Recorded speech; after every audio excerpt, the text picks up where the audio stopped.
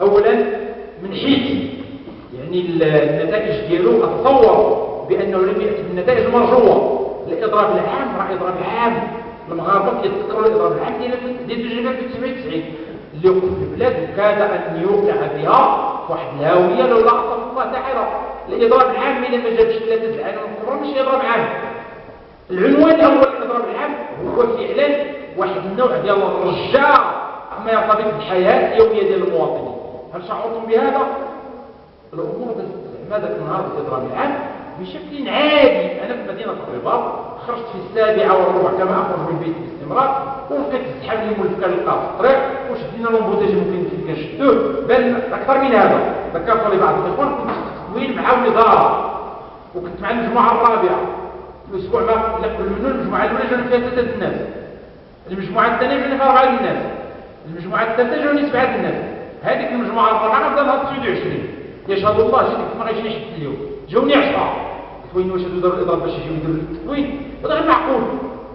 والحياه مرت ما كانش الاضراب، كان الناس مضربين. طبعا الارقام ديال الحكومه كتقول بين 40 و 50%، النقابات كتقول 83.7%. لست ادري هل شعر المغاربه بهذه النسبه الكبيره. العنوان الثالث الاضراب العام كتوقع فيه فعلا كوارث حقيقيه، ولذلك لا اخفي بانه الحكومه وعموم المغاربه كانوا يدهم على قلوبهم حتى ذاك النهار، لان كيمكن توقف في انفلاتات. الحمد لله ان قاشر منها مرة. العنوان الثالث ديال الاضراب العام هو الحكومه كتكون مضطره تنزل الله وتراجع على مجموعه القرارات. هذا لم يتم، بمعنى كتعرفوا بانه منك تخرج الكحله الاخرى عندك. واش هذا هو الاضراب العام بالنسبه لوجهه الحكومه؟ الا جات مره اخرى شي حاجه اخرى زيد واحد المخلف في الشيء فيها. ما الذي تبقى من اساليب النظام؟ من كنا في الجامعه كانوا بعض الاخوان النقابيين واحد يشوفوا لك المقاطعه تيقول له ما سير الناس صليوا على النبي، راه المقاطعه اخر تهديد، اخر حاجه. يعني في الحياه العاديه تقلق الاب على اولاده، يمكن يغوت عليه، يمكن ما يتكلمش معاه، يمكن يضربه، يمكن. اما من تقلب يخرج عليه التحويج بين واش كاين يخرج عليه التحويج يلقى مراه الى الرجل راغب بلا تكفي ديال الشنعات اللي هو طبيعي ولا انت طالب. واش هادشي فيه اللعب؟ ما فيش اللعب. فاذا الاضراب العام نمط نضالي واجب قوي ماشي اللعب. اليوم اتصور بانه تم افقاد الحموله النضاليه ديالو والاعتبارات مره اخرى. ولاحظوا ما عرفتش يعني هذا الشيء واش من قبيل يعني الصدفه او شيء من القبيل.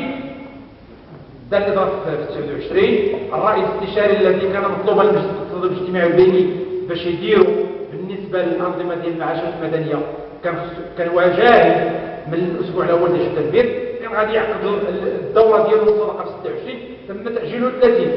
المجلس تاع الحسابات دار تقرير على الانظمه المعاشات المدنيه، خرج عليه تقرير في يونيو الماضي، يونيو ديال 2013. في هذا شهر التدبير كانت تجتمع لجنه المجلس المستشار مجلس النواب الناس تقدم تكرر وتاجل. هادشي كله اللي قالوا اللي كيبان في الافهام في بعض الاحيان كله تشابه في الوقائع والاسماء والاحداث مجرد صدفه غير معقول هذا الامر. فاذا هذه بعض من العناوين الكبرى التي اعتقد بان عناوين الحصيله الحكوميه. اختم في بضع دقائق بمحور ثالث، ما هو دورنا؟ وهنا اتوجه اساسا لمناضلي العداله والتنميه. شنو الدور ديالنا في المجتمع؟